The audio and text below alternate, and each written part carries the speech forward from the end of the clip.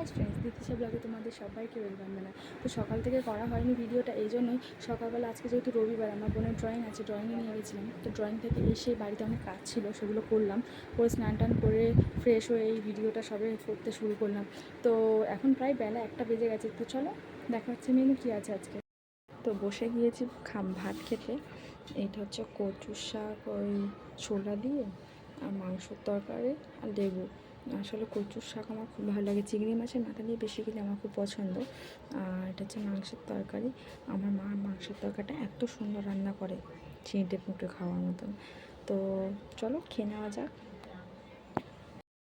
তো দুপুরবেলা খাওয়া দাওয়া হয়ে গেছে, এখন একটু ঘরে এসেছি, বসে বসে টিভি দেখছি।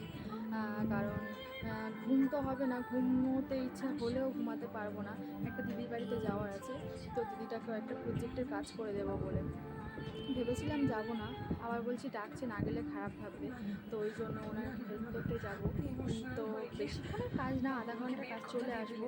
এইরকম বলে আধা ঘন্টার কাজ বলে বলে বলে যতবারই যাই প্রায় 2 ঘন্টা 3 ঘন্টা হয়ে যায়। মা বাড়িতে বকাবকি করে। তো দেখি জিনিসগুলো নিয়ে চলে আসবো, যদি হয়তো তেমন বাড়িতে করে নেবো, কারণ ওখানে করলে, ওনাদের বাড়িতে করলে টাইমটা ওখানে দিতে হয়, মা দেখতে পায় না, মা বকাবকি করে কোথায় গেছি না গেছি দুপুরবেলা।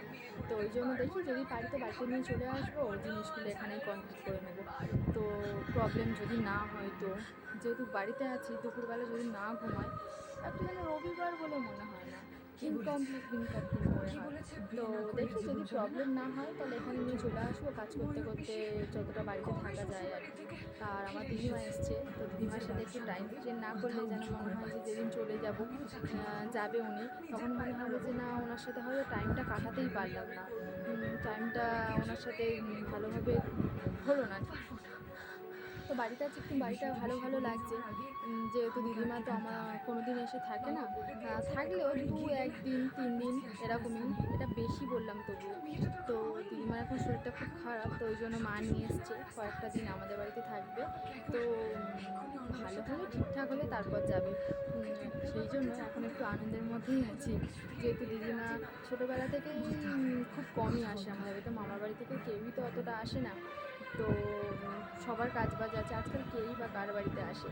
তো সেই জন্য দিদিমা এসছে, একটু আনন্দেই আছি।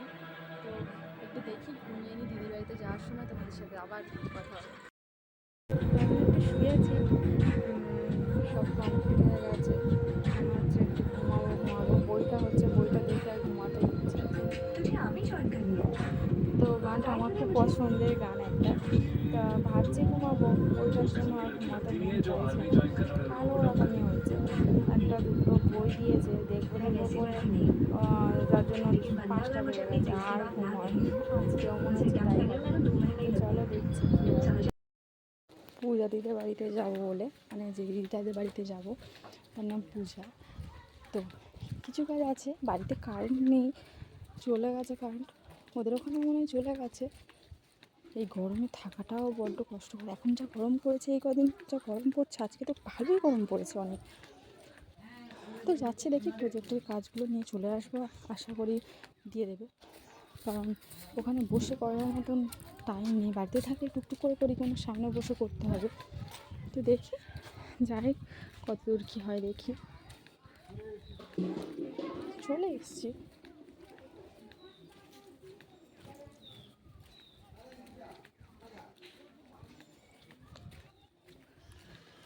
বাড়ি থেকে বেশি দূর নয়, 2 মিনিট মতন যেতে লাগে। তো চলো যাই পুজো দিতে বাড়ির কাছে গিয়ে দেখি। তো চলে এসেছি পুজো দিতে বাড়িতে, নাকি কারেন্টের জন্য বেরিয়ে যাচ্ছে। গরম হয় না? তা গরম তো হচ্ছে, গরম কার না হয়। সবাই খেয়ে দিয়ে এলাম। হ্যাঁ গো, বসে গল্প করি। আমি কি একবারও বলেছি যে আমার গরম হচ্ছে না, আমার কষ্ট হচ্ছে না, আমার কিছু হচ্ছে না? আমি এই সবে ভাত খেয়ে এই সবে বেরিয়েছি, বেরিয়ে আর এই এলাম।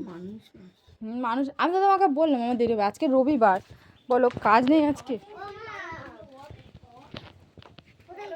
আমাদের বাড়িতেও তো কারেন্ট নেই নাকি?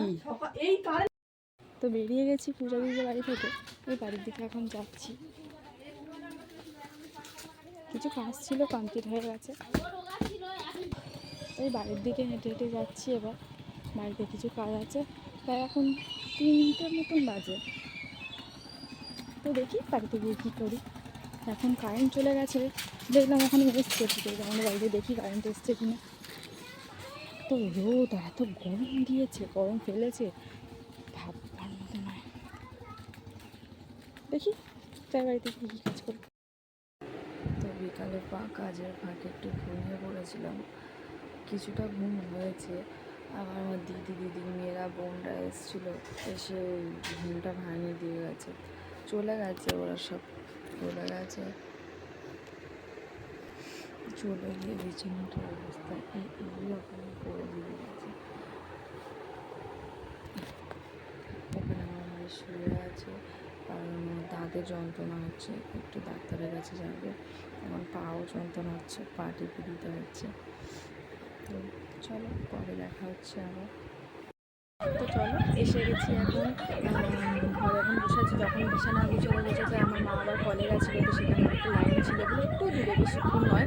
তো ওখানে জলটা এনে মুখ এক ফোঁটা ধুয়ে নিলাম, মুখ টুকগুলো একদম ফ্রেশ হয়ে নিলাম, ব্রাশ করলাম। অনেকেই বলবে এই সন্ধ্যেবেলায় কেন ব্রাশ, তো আমি বেসিক্যালি যখনই ঘুম থেকে উঠি ব্রাশ না করলে আমি যেন কিছুই খেতে পারি না। আমার যেন মনে হচ্ছে আমি মুখ ধুইনি সকালের মতন, যেমন হয় সকালে ব্রাশ না করে খেতে পারি না, আমি কিছু খেতে পারি না। তো জল দিয়ে মুখ ধুলে মনে হয় এটাই যে আমি যেন এখনও কিছু করিনি, একটা কেমন যেন মনে হয়। তো আমার বোন ওখানে খাচ্ছে মুড়ি তরকারি, বুঝতেই পারছেন ও নিজের মতন করে খাচ্ছে আর টিভি দেখছে। তো আমি একটু চা করবো, আমার দিদিন এসছে, মা একটু বাইরে নিয়ে গেছে। তো আসলে আমিও চা করে একটু খাবো, আর খেয়ে নিয়ে আমি আরও বইটা নিয়ে বসবো, আমার সামনে পরীক্ষা আছে। তো বই টইগুলো গুছিয়ে নিয়ে পড়ে তারপরে আবার আসছি তোমাদের সাথে। হয়ে গেছে প্রায় 10:45 বাজে এখন। তো এতক্ষণ টিভি দেখছিলাম, ওই জন্য সময়টা পাস হয়ে গেল। তোমাদেরকে আর দেখাতে পারলাম না ডিনারে কী খেলাম বা কী করলাম।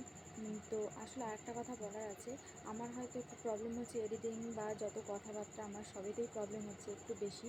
কারণ সবে আমি ভিডিও করা শুরু করেছি, তো একটু প্রবলেম হবে। তো কেউ কোনো বাজে কমেন্ট না করে আমাকে একটু বলে দিও যে কোথায় কী প্রবলেম হচ্ছে, আমি একটু অ্যাডজাস্ট করে নিতে পারবো। হয়তো কেউ বলে দিলে আমার সুবিধা হবে সেটাকে ভালো করে শিখে নিতে, নিজের ঘরের বোন বা দিদি বা নিজের বাড়ির মেয়ে হিসেবে। তো আশা করি তোমরা সবাই আমার পাশে থাকবে। তো আমার চ্যানেলে অবশ্যই এই ব্লগগুলো যখন আমি আপলোড করব, আমি আশা করি সবাই আমার পাশে অবশ্যই থাকবে। ভালো লাগলে লাইক কমেন্ট শেয়ার অবশ্যই করো। তো বাই, সবাইকে গুড নাইট।